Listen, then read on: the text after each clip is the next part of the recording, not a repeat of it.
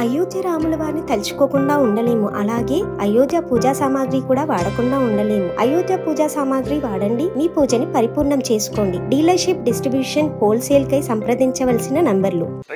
నిన్న కేటీ రామారావు ఢిల్లీలో, KT Ramarao plus తర్వాత హరీష్ రావు ఇద్దరు కలిసి ఢిల్లీలో ప్రెస్ మీట్ పెట్టి సో రాహుల్ గాంధీ రాజ్యాంగము, పార్టీ ఫిరాయింపులు, ఆ తర్వాత ఇంకా ఏది నీతి నిజాయితీ అనేటువంటి పదాలే సూసైడ్ చేసుకునేటువంటి విధానంలో వాళ్ళు మాట్లాడుతున్నటువంటి మాటలు చూస్తూ ఉంటే అంత ఆశ్చర్యకరంగా ఉంది.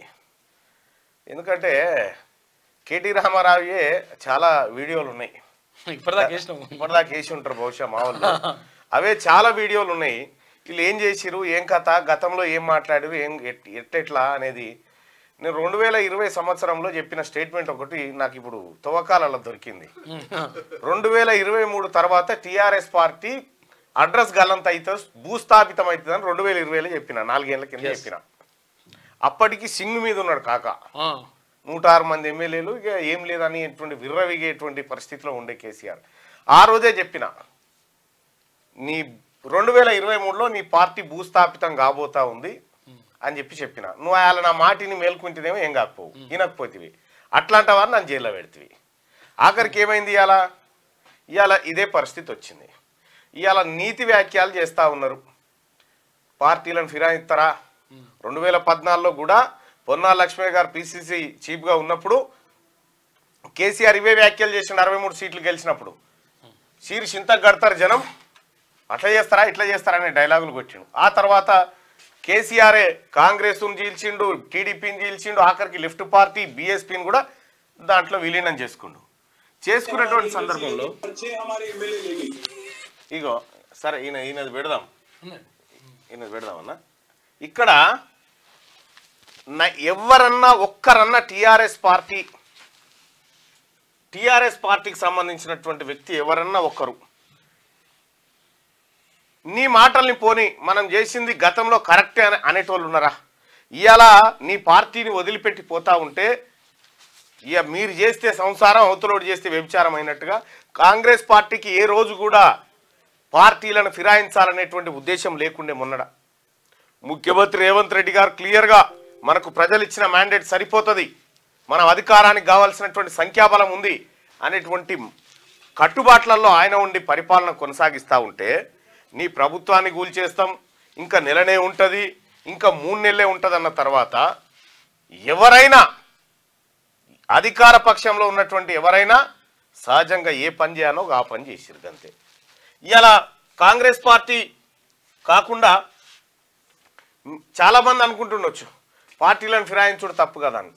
ఎస్, కాంగ్రెస్ పార్టీ, రాజీవ్ గాంధీ గారు పార్టీ ఫిరాయింపుల నిరోధక చట్టాన్ని తీసుకొచ్చినటువంటి వ్యక్తి. దానికి మీరు సమర్థనగా ఏం చెప్పుకోరు, పార్టీలను ఫిరాయించడం తప్పు, కానీ ఎల్పీలని కలుపుకోవడం తప్పు లేదు, అది రాజ్యాంగం యాక్సెప్ట్ చేస్తుందని చెప్పి కేటీ రామారావు చెప్తా ఉన్నాడు. అయితే ఒక మాట అడగదలుచుకున్నా నేను, వీళ్ళు అసలు వీటికి పోయింది ఏ పని మీద పోయారు? కేటీ రామారావు, హరీష్ రావు ఢిల్లీకి ఏ పని మీద పోయారు? కవితను కలవడానికి. కవిత కేసు వ్యవహారంలో ఎందుకు ఉరికిర్రంటే ఇంటికి ఫోన్ చేసి కన్నీళ్ళు పెట్టుకుందట కవిత, నా పరిస్థితి ఏందని.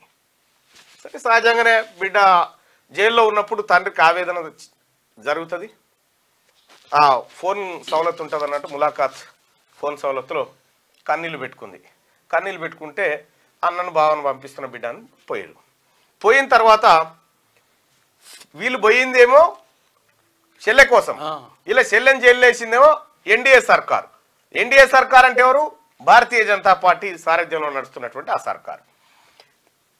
మా చెల్లెను అక్రమంగా అరెస్ట్ చేసిర్రు, మా చెల్లెను అన్యాయంగా జైల్లో పెట్టిరని వీళ్ళు ప్రెస్ మీట్ పెట్టి నరేంద్ర మోడీ గారినో ఎన్డీఏ ప్రభుత్వాన్నో వాళ్ళ పాలసీలను విమర్శిస్తే బాగుండేది. అది చేయకుండా రాహుల్ గాంధీ గారికి సంబంధించి, రాహుల్ గాంధీ గారు రాజ్యాంగం పట్టుకుంటారు, రాహుల్ గాంధీ గారు ప్రజాస్వామ్య పరిరక్షణ అంటారు, ఇక్కడ కింది స్థాయిలో పార్టీలు ఫిరాయింపులు చేస్తూ ఉన్నారు అని కొత్త దుకాణం పెట్టిండు. అంటే ఈ బీజేపీతోని లోపాయకారి ఒప్పందంలో ఇది మాట్లాడాలనుకుంటున్నారా, లేకపోతే ఇటు రాశాం లోపాయకారి ఒప్పందంగా మాట్లాడాలనుకుంటున్నారా, లేకపోతే ఇంకేంది? ఇక్కడ పార్టీ ఫిరాయింపుల చట్టాన్ని తీసుకొచ్చింది కాంగ్రెస్ పార్టీ ప్రభుత్వం, స్వర్గీయ రాజీవ్ గాంధీ గారు తీసుకొచ్చిండు. పార్టీ ఫిరాయింపుల చట్టం కూడా ఉత్తగేం రాలే. ఆ రోజు రాజీవ్ గాంధీ గారు అబ్జల్యూట్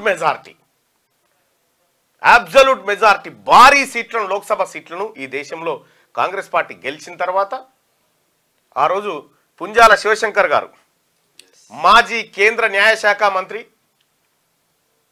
మున్నూరు కాపు బిడ్డ, సికింద్రాబాద్ స్థానంలో అంతకంటే ముందు బై ఎలక్షన్లో గెలిచి ఆ తర్వాత మళ్ళీ సాధారణ ఎన్నికల్లో గెలిచి ఆ తర్వాత ఇందిరాగాంధీ గారి మరణం చనిపోయిన తర్వాత పుంజాల శివశంకర్ గారిని అక్కడ కావాలని చెన్నారెడ్డి లాంటి వాళ్ళు కొంతమంది ఓడించడం కోసం సర్వశక్తులు ఒడ్డిరు, సరే చేసిరు, అయిపోయింది. ఆయన్ని, ఈ పుంజాల శివశంకర్ గారిని రాజీవ్ గాంధీ గారు ఫోన్ చేసి ఓడిపోయిన తర్వాత మీరు చింతించవలసిన పని లేదు, మీరు ఎల్లప్పుడూ నా దగ్గరే ఉండాలని ఆయన క్వార్టర్ పక్కకి క్వార్టర్ పెట్టి పుంజాల శివశంకర్ గారి సలహా సూచన మేరకే పార్టీ ఫిరాయింపుల నిరోధక చట్టం ఈ దేశంలోకి వచ్చింది. ఈ తెలుగు బిడ్డే, ఈ తెలంగాణ బిడ్డే ఈ పని చేసిండు. నిజంగా కాంగ్రెస్ పార్టీ చిత్తశుద్ధితోటి అదే పని చేసుకుంటూ వస్తే ఇవాళ బీఆర్ఎస్ పార్టీ ఈ ఫిరాయింపులకు తెరలేపి విపక్షాల ఉనికి లేకుండా చేయాలనేటువంటి కుళ్ళు కుతంత్రంతో ముందుకు పోయింది. ఇవాళ మీరు డైలాగులు కొట్టకపోతే హరీష్ రావు గారు, మీరు కేటీఆర్ గారు, కేసీఆర్ గారు, మీరు కూడా కదా డైలాగులు కొట్టిరు. 3 నెలలు అయిపోతుంది ఈ ప్రభుత్వం అంటే ఎట్లా పోతుంది? 67 మంది ఎమ్మెల్యేలతో ఉన్నటువంటి కాంగ్రెస్ పార్టీ ప్రభుత్వం కూలిపోవాలంటే వీళ్ళని ఎత్తుకపోవడమే కదా. అంటే మీ వాళ్ళని ఎత్తుకపోతాం, కాంగ్రెస్ పార్టీ అధికారాన్ని దించేస్తాం అనేటువంటి అహంకారపూరిత మాటలతోని మీరు మాట్లాడిన తర్వాత మరి ఇక్కడ ఉన్న కాంగ్రెస్ పార్టీ ప్రజలు ఇచ్చినటువంటి మ్యాండేట్ని కాదని ప్రజా అభిప్రాయానికి వ్యతిరేకంగా మీరు వ్యవహరిస్తున్నప్పుడు ఒక అడుగు స్టెప్ ముంగడికి చేయాల్సి వస్తుంది, తప్పది. అదే జరిగింది. ఇలా నువ్వు పోయినసారి ఏం చెప్పినావు కేటీ రామారావు, నిన్నేం మాట్లాడుతున్నావు ఆ వీడియో, ట్విట్టర్ వీడియో ఏది? ఇప్పుడు మరి కాంగ్రెస్ కూడా వద్దంటుంది అదే కదా, మేము వద్దంటున్నాం బ్రదర్, కాంగ్రెస్ పార్టీ కూడా వద్దంటుంది అదే. మీకు అర్థం కాని విషయం అదే. ఆ రోజు ఇక కాంగ్రెస్ పార్టీని వాస్తవానికి తెలంగాణ రాష్ట్రాన్ని ఆ తల్లి సోనియా గాంధీ ఇయ్యకపోయినుంటే మీరెవరు, మీరు ఎక్కడి బిచ్చగాళ్ళు, మీ అయ్యేమంటాడు నువ్వేమంటాడు. ఇంకా సిగ్గు ఎగ్గు లేకుండా ఇంకా ఢిల్లీకి పోయి ఈడ పెట్టనంటివి ప్రెస్ మీట్, ఈడ ప్రెస్ మీట్ పెట్టి నీ ఎమ్మెల్యేలను ఆపుకొని చూడు, నీ ఎమ్మెల్సీలను ఆపుకొని చూడు. చేతగానటువంటి వ్యవహారంతో ఇవాళ ప్రజలు ఎన్నుకున్న ప్రభుత్వాన్ని కూలుస్తావా నువ్వు? ఎట్లా కూలుస్తావు? అంటే అహంకారమా? నీకు ప్రతిపక్ష పాత్రలో ఉండమని చెప్పి ప్రజలు చెప్తే నువ్వు అసెంబ్లీ సమావేశాలకే డుమ్మ కొట్టినటువంటి మొనగానివి. నీకు ఆ ప్రతిపక్షం కూడా వద్దని ప్రజలు డిసైడ్ అయ్యారు. ఇప్పుడు రాష్ట్రంలో ఏ ప్రజలకు అయ్యో బీఆర్ఎస్ వదిలిపెట్టి పోతురన్న బాధ ఏం లేదు. అయితే విషయం ఏంటంటే తప్పు చేసిండు. భారతీయ జనతా పార్టీ మాట్లాడుతూ ఉంది ఏమని, రాజీనామా చేసే మా పార్టీలోకి రావాలంటారు. ఓకే, మీరు మంచి సిద్ధాంతంతోనే ఉన్నారనుకుందాం. కానీ మధ్యప్రదేశ్లో నిన్నగాక మొన్న కాంగ్రెస్ పార్టీ ఎమ్మెల్యేలను బీజేపీలో చేర్చుకొని ఏకంగా మంత్రిగా ప్రమాణ స్వీకారం చేయించారు 2 సార్లు. ఏది మరి ఆ మధ్యప్రదేశ్లో నీతి ఈడో నీతి ఉంటుందా? మీకు మాట్లాడడానికి అర్హత లేదు. పార్టీ ఫిరాయింపుల మీద అటు బీఆర్ఎస్కు కానీ ఇటు బీజేపీకి కానీ మాట్లాడే అర్హత లేదు. ఇది స్పష్టంగా చెప్పదలుచుకున్నా.